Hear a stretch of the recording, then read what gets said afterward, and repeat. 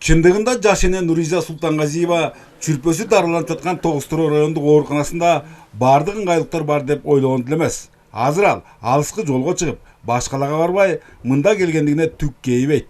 Айтымында бул жерде бейтаптар үчүн бардыгы эске алынган. Бөлмөгө ысык да, муздак да суу киргизилген. Терезелери пластика алмаштырылгандыктан жылуулугу да мыкты.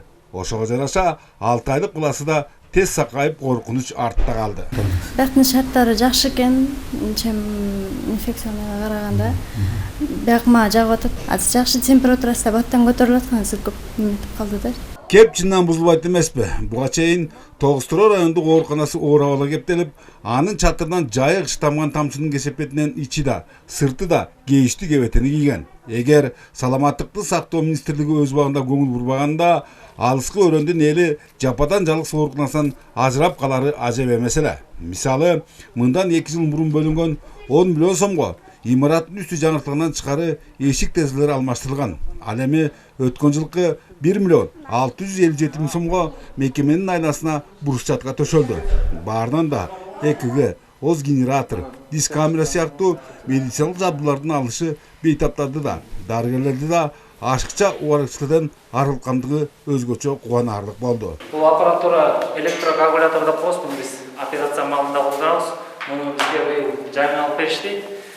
Мунун бир жакшы жери, мисалы үчүн мурда кан тамырлар канап кеткенде, кан тамырларды ар бирин тегип байлапчытар, азыр бул менен жөн гана күйгүзүп гана коебуз. Ошол менен биз операциянын убактысын кыскартабыз да.